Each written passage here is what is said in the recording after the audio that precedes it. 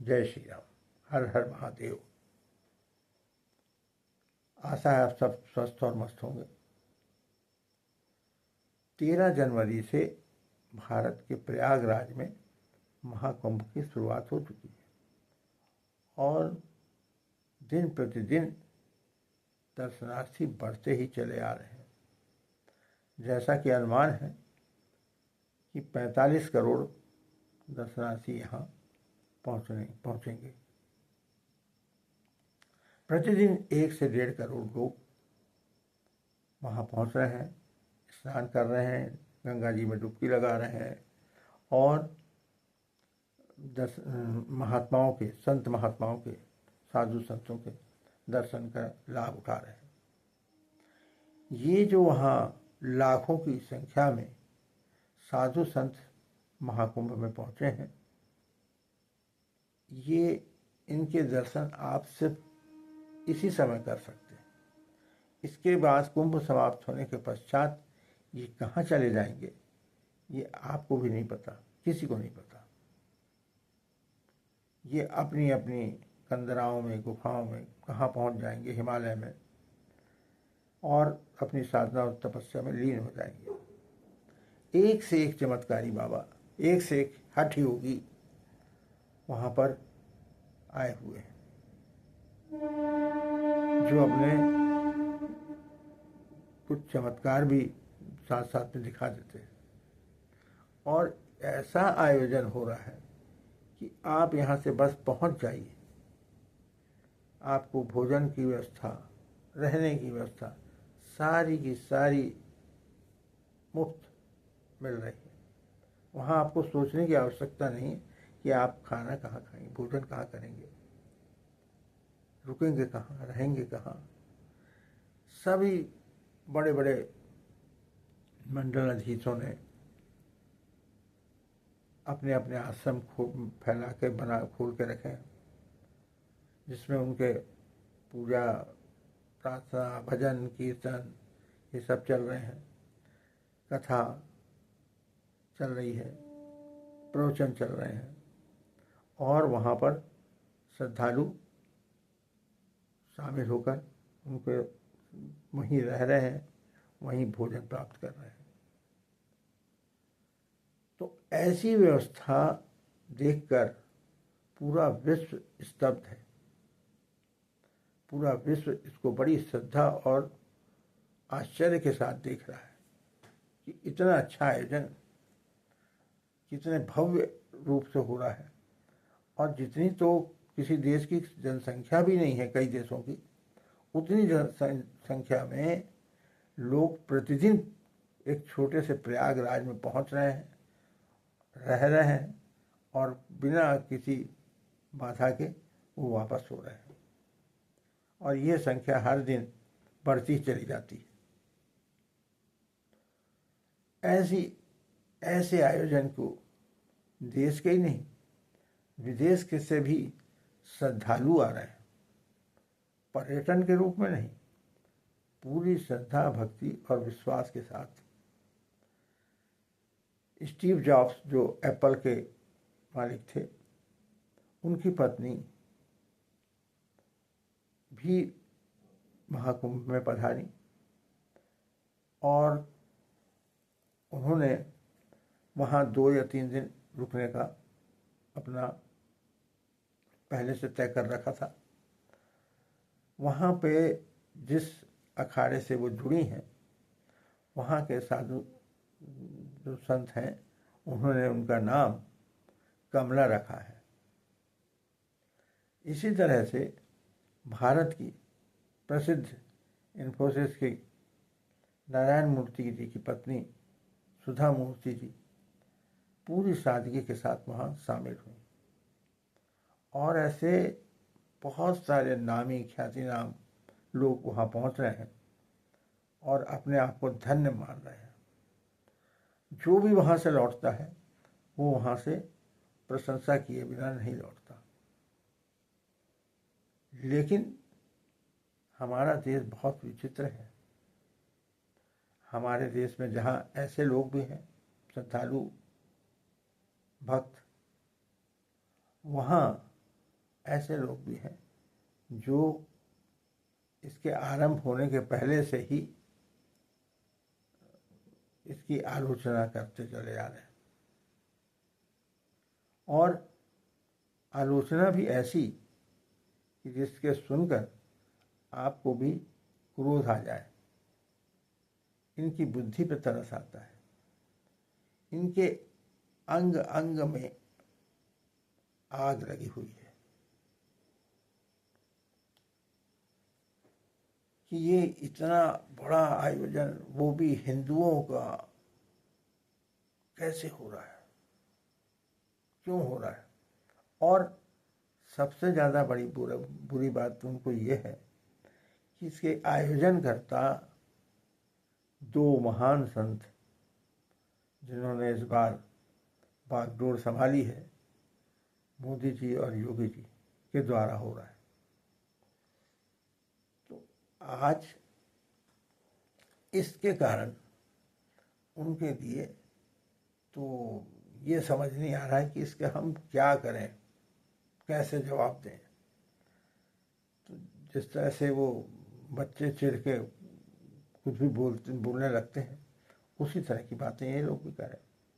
अखिलेश यादव ने पहले तो कह दिया कि कुंभ में नहाने वो जाते हैं जिनको जो पापी होते हैं, उनको पाप धोना है, इसलिए तो जाते हैं।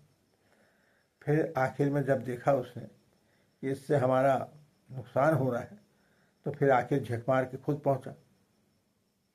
उधर प्रियंका गांधी कहती हैं कि पीने के पानी का, लोगों को, जनता को पीने के पानी का प्रबंध करने के बदले हमारा देश पाखंडी साधुओं को शाही स्नान कराने में लगा हुआ है। ये इनकी सोच है। देखिए, इनकी सोच कोई ऊंची हो ही नहीं सकती। और फिर वो खड़गे कहने लगा। अब इसके बावजूद जो बचे तो खड़गे जी बोल पड़े कि क्या गंगा स्नान करने से गरीबी दूर होगी। अरे मूर्खाधिराजों, अगर एक भिखारी वहाँ पहुँचता है, भिखारी, अभी मैंने एक वीडियो देखा था, उसमें टिकट कलेक्टर रोकता है यात्री को, उससे टिकट मांगता है, वो टिकट दिखाने लगता है। उसी समय एक भिखारी आता है, बोले तुम, उससे पूछता है, बोले तू कहाँ जा रहा है, बोले मैं महाकुंभ जा रहा हूँ जी, मेरे टिकट तुम्हारे पास। हाँ जा जा जा जा। तो वो बोलता है तुमने तो मेरे को रोक दिया और उसको बोल रहे हो कि तुम बिना टिकट चले जाओ। तो बोले मूर्ख, वो भिखारी है, वो वहाँ जाएगा, 45 दिन रहेगा, एक आदमी 1-1 रुपया भी देता है अगर, तो वहाँ 45 करोड़ आदमी आ रहे हैं, तो सोचो उसके पास कितना पैसा होगा।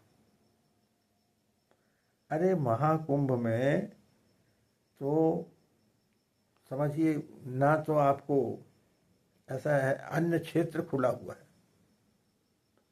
कोई जाति भेदभाव नहीं, कोई धार्मिक भेदभाव नहीं, कोई ऊंच नीच नहीं, कोई गरीब अमीर नहीं, सब एक साथ बैठकर पंगत में, लंगर में भोजन प्राप्त कर रहे हैं, शुद्ध सात्विक आहार।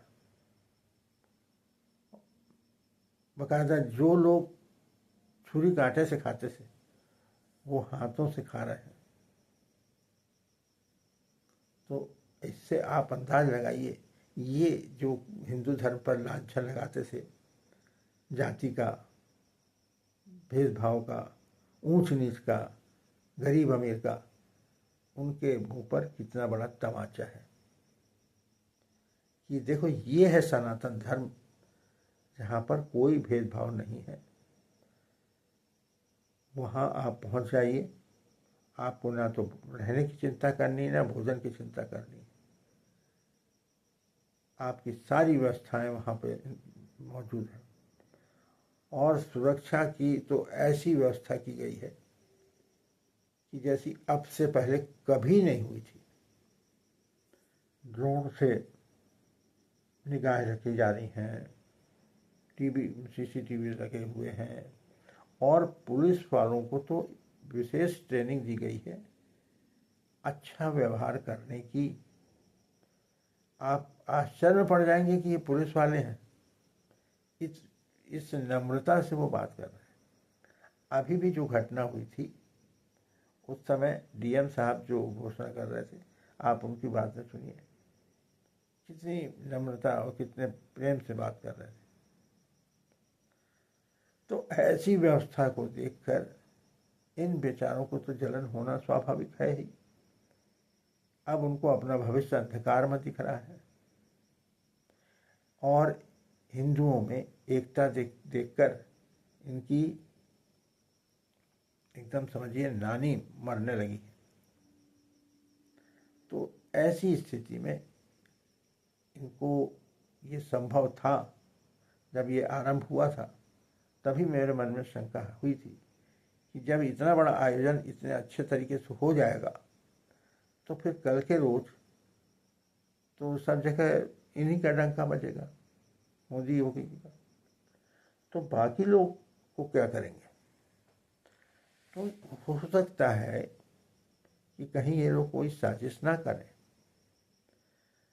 तो याद कीजिए आप, अग्निकांड हुआ था अभी बीच में, हालांकि देखिए कितनी अच्छी व्यवस्था थी कि आधे घंटे में ही उस पर काबू पा लिया गया। उसके बाद अब ये घटना हुई भगदड़ वाली, जिसमें बहुत सारी पुण्यात्माओं ने अपना